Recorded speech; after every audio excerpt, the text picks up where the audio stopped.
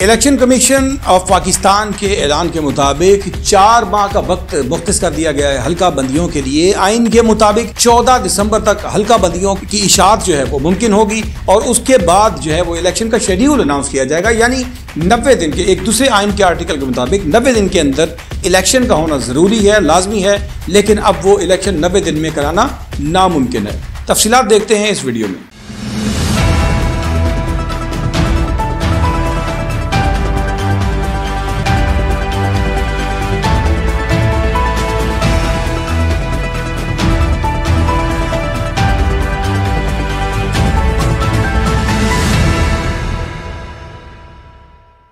अस्सलाम वालेकुम नाज़रीन, उर्दू जायज़ा पर मैं हूं आपका मेज़बान डॉक्टर फैसल जहां और आज इस खबर के साथ हम बात का आगाज़ करेंगे कि इलेक्शन कमीशन ऑफ पाकिस्तान ने इस बात का ऐलान कर दिया है कि 14 दिसंबर तक मुल्क में जो है वो हल्का बंदियां की जाएंगी और हल्का बंदियों के बाद जो है 14 दिसंबर 2023 के बाद जो है वो अनाउंस किया जाएगा इलेक्शन का शेड्यूल। यानी आम इंतखाबात जो है वो अगर होते हुए नजर आ रहे हैं तो कम अज़ कम फरवरी 2024 में ये इंतखाबात मुमकिन हो गए। मे बी कि ये मार्च तक जाएं और 90 दिन का टाइम उसके बाद अनाउंस किया जा सकता है, खुदा न खास्ता। लिहाजा जनाब आपके इंतखाबात जो हैं वो होने का जो इम्कानात हैं वो फरवरी 2024 में मुमकिन हो पाएगा। अब इलेक्शन कमीशन ऑफ पाकिस्तान के जारी करदा शेड्यूल के मुताबिक 21 अगस्त को कमेटियां जो है वो बना दी जाएंगी और उसके बाद इंतजामी अमूर को 31 अगस्त तक हतमी शक्ल दी जाएगी।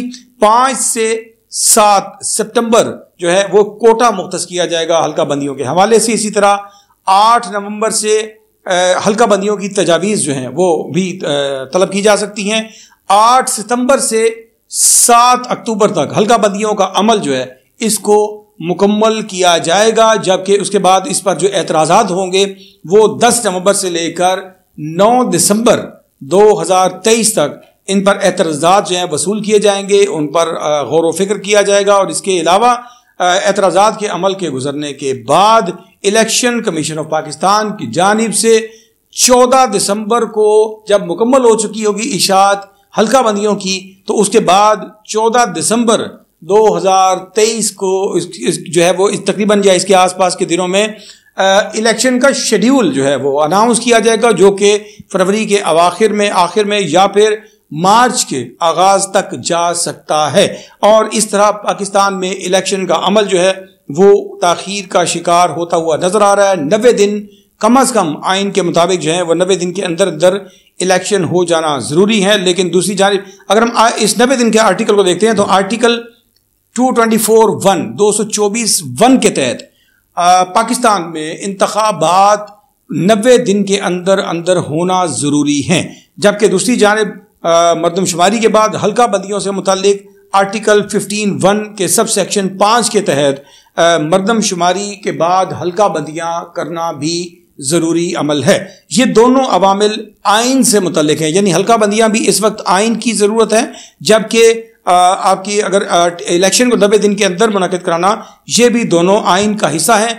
लेकिन इस सूरत में किसी न किसी आइन की खिलाफ वर्जी होती नजर आ रही है, या तो 90 दिन का था तो या फिर हल्का बंदियों का था। लिहाजा इस बात का फैसला किया गया कि 90 दिन के अंदर इलेक्शन नहीं होंगे, पहले हल्का बंदियां होंगी, फिर उसके बाद नई हल्का बंदियों की बुनियाद के ऊपर इलेक्शन कराए जाएंगे। लेकिन इसमें अगर हम देखते हैं तो यकीनी तौर पर आपके जितने भी सर्वेज आए इंक्लूडिंग गैलप सर्वे, उन्होंने पाकिस्तान तहरीक इंसाफ को या इमरान खान को मकबूलियत का जो इसका ग्राफ है वो पाकिस्तान में बहुत ज़्यादा हाई बताया। और अगर इस सूरत हाल को देखा जाए तो कहीं ना कहीं इस बात का शक भी सामने आता है कि ये हल्का बंदियों की ताख़ीर, उसके बाद मरदमशुमारी में की जाने वाली ताख़ीर और उसके बाद अब ये हल्का बंदियाँ, ये तमाम तार अमल जो है वो इलेक्शन को डिले की जानिब ले जाने का एक प्रोसेस था और उसके बाद इस इलेक्शन को फरवरी मार्च तक जो है वो लटका दिया गया। यकीनन इसको शक की निगाह से देखा जा रहा है। अगर साबिक वज़ीर आज़म मियाँ मोहम्मद शहबाज शरीफ इस बात पर अगर वो कोशिश करते और इन इदारों को, इदारा शुमारियात को और दीगर इदारों को एक्टिव करते तो ये हल्का बंदियों का जो प्रोसेस है इसको बर वक्त भी मुकम्मल किया जा सकता था। और इन्होंने इसको बज़ाहिर दानिस्ता तौर पर इसको लटका के इस कदर ताख़ीर का शिकार किया कि अब ये इलेक्शन जो है वो कम से कम आज से 6 माह बाद जो है वो होते हुए नजर आ रहे हैं, जिसमें 4 माह हल्का बंदियों का अमल मुकम्मल किया जाएगा, जबकि अगले 2 माह के बाद इलेक्शन कम से कम 2 से 3 माह का वक्त दरकार होगा। पाकिस्तान की तारीख में इससे कबल मियाँ मोहम्मद सोमरो एक ऐसे निगरान वजीर आज़म गुजरे हैं कि जिन्होंने अपने 3 माह के अंदर अंदर इक़्तिदार का जमहूरी सिलसिला इक़्तिदार मुंतकिल करने और इलेक्शन करवाने में नाकाम हुए, और वो वाहिद वजीर आज़म गुजरे हैं, निगरान वजीर आज़म, जिन्होंने 4 माह और तकरीबन 4 माह और 8 दिन का जो दिन वक्त था वो निगरान वजीर आज़म की हैसियत से वतन अजीज़ में गुजारा। लेकिन वो सूरत हाल ऐसी थी कि जब 2007 के दिसंबर में मोहतरमा बेनज़ीर भुट्टो शहीद को जो है वो बम ब्लास्ट में और खुदकुश हमले के अंदर जो है वो उनको शहीद कर दिया गया, उस एमरजेंसी की सूरत हाल की वजह से इलेक्शन जो थे वो 8 जनवरी में जो होना थे, 8 जनवरी 2008 को होना चाहिए थे, लेकिन उनका इनेकाद जो है वो डिले कर दिया गया 1.5 माह ताख़ीर के बाद, यानी 18 फरवरी 2008 को वो इलेक्शन मुंतकिल हो गए। 40 दिन ताख़ीर का शिकार हुए। उसकी बहुत बड़ी एमरजेंसी थी। मुल्क की सूरत हाल उस वक्त हरगिज़ ऐसी नहीं थी कि उनको इलेक्शंस को मुमकिन बनाया जा सके।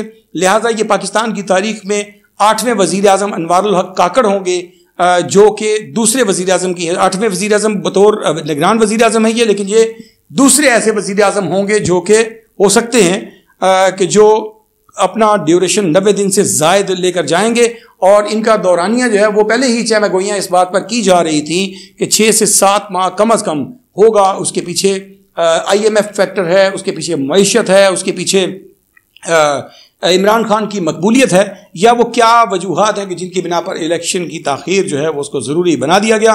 ये इस किस्म के हरबे जो हैं पाकिस्तान की तारीख में दोहराए जाते रहे हैं, लेकिन इलेक्शन की ताख़ीर के लिए ये हरबा पहली दफ़ा आजमाया जा रहा है, और इसकी वजह से क्या नताइज सामने आएंगे, क्या 6 माह में आप इमरान खान की मकबूलियत का ग्राफ जो है उसको नीचे लेकर आने में कामयाब हो पाएंगे, क्या इनकी पार्टी मजीद इसका शिराजा बिखरेगा, या ये पार्टी दोबारा से मुनज़्ज़म होकर मुकाबला करेगी, ये वक्त बताएगा। उम्मीद है कि आपको हमारे इस तरह के तमाम कमेंट्स जो हैं वो पसंद आ रहे होंगे।